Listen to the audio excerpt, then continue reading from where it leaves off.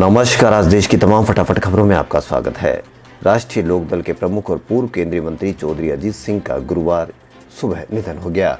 82 साल के चौधरी अजीत सिंह ने गुड़गांव के एक निजी अस्पताल में आखिरी सांस ली। वे 20 अप्रैल से कोरोना से संक्रमित थे।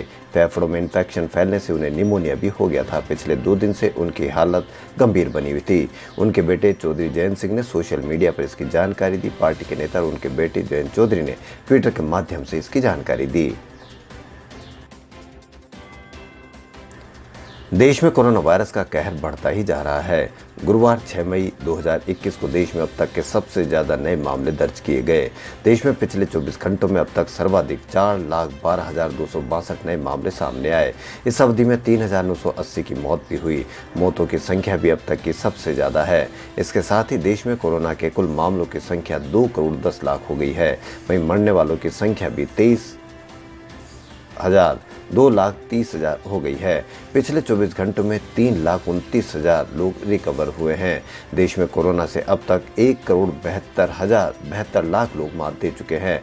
फिलहाल एक्टिव मामलों की संख्या 35 लाख के करीब है। आज की पॉजिटिविटी रेट 21.43%।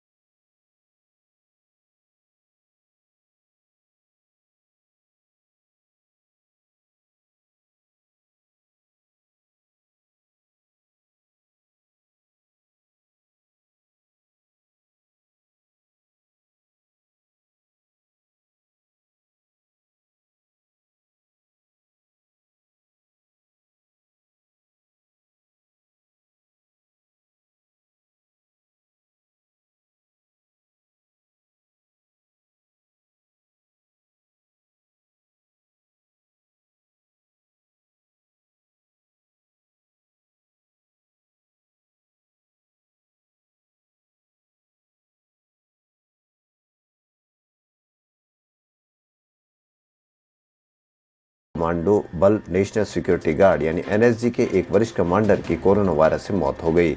एनएसजी में यह इस संक्रमण से पहली मौत है, जिसे लेकर अधिकारियों ने वरिष्ठ कमांडर को विशिष्ट उपचार उपलब्ध कराने में देरी का आरोप लगाया है। अधिकारियों ने बताया कि ग्रुप कमांडर बी के झा के कोविड-19 से संक्रमित होने के बाद उन्हें ग्रेटर नोएडा के सेंट्रल आर्म्ड पुलिस फोर्सेज अस्पताल में भर्ती कराया गया था, जहां उन्हें मंगलवार सुबह अंतिम सांस ली। वे 53 साल के थे।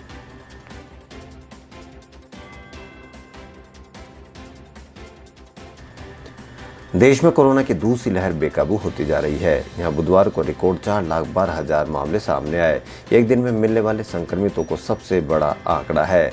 नए मामलों के साथ मौतों के आंकड़े बढ़ने से भी लोगों की चिंताएं बढ़ती जा रही है। बीते दिनों दुनिया में 14,278 लोगों की कोरोना की वजह से मौत हुई। इनमें 3,989 सिर्फ भारत में ही रिकॉर्ड की गई। यानी दुनिया में महामारी की वजह से हुई हर चौथी मौत भारत में दर्ज की जा रही है। हालांकि राहत की बात यह रही कि पिछले 24 घंटों में 3,30,525 लोगों ने कोरोना की जंग जीत ली।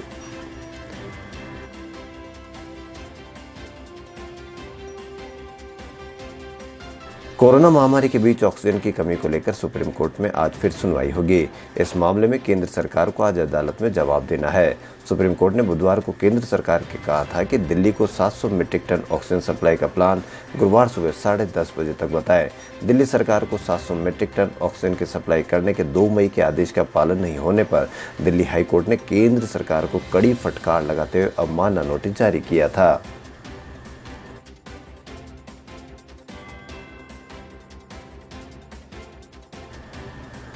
मध्य प्रदेश सरकार ने कोरोना के नाम पर लूट रहे लालची अस्पतालों पर नकेल कसनी शुरू कर दी है। बुधवार को राजधानी भोपाल के 8 अस्पतालों में भर्ती कोरोना के परिजन ने बिल के नाम पर ज्यादा पैसा वसूलने के संबंधित क्षेत्रों के एसडीएम से शिकायत की तो प्रशासन की 4 टीमें अस्पताल पहुंच गई। प्रशासन की सख्ती के बाद इन अस्पतालों ने 10 मरीजों के परिजनों को 18 लाख रुपए वापस लौटाए। प्रशासन अब इन्हें नोटिस देने की तैयारी कर रहा है। अस्पताल अपने परिसर में इलाज की रेट लिस्ट लगाए, जितना इलाज करे उतना ही बिल ले, नहीं तो उनके रजिस्ट्रेशन रद्द कर दिए जाएंगे। वहीं सरकार ने भी बुधवार को कह दिया कि लूट खसोट कर रहे लोग अस्पतालों के खिलाफ थानों में एफआईआर दर्ज कराए। गृह मंत्री नरोत्तम मिश्रा ने सभी थाना पुलिस से कहा कि अस्पताल या एम्बुलेंस की वसूली से पीड़ित परिवार थानों में आए तो रिपोर्ट दर्ज करे। ऑक्सीजन, ऑक्सीमीटर, दवाएं, कंसंट्रेटर, एम्बुलेंस की कोई भी ब्लैक मार्केटिंग करता पाया गया तो उस पर रासुका की कार्रवाई की जाएगी।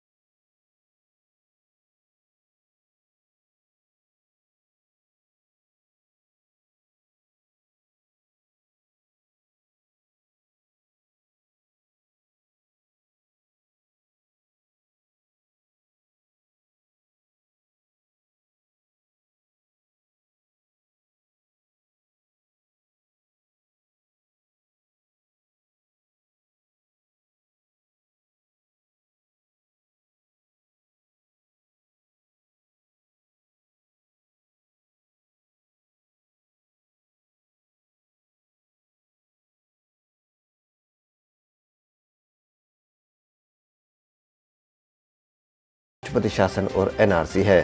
संतों और वीरों की भूमि पर ताड़का का शासन हो गया है। हालांकि उनकी पोस्ट के बाद लोगों ने प्रतिक्रिया दी। इसको लेकर सोशल मीडिया पर बहस भी शुरू हो गई है। किसी ने इसे कश्मीर बनने की शुरुआत बताया तो किसी ने इसे भाजपा की हार की खींच बताया। लोगों ने इसके लिए भाजपा को भी घेरा।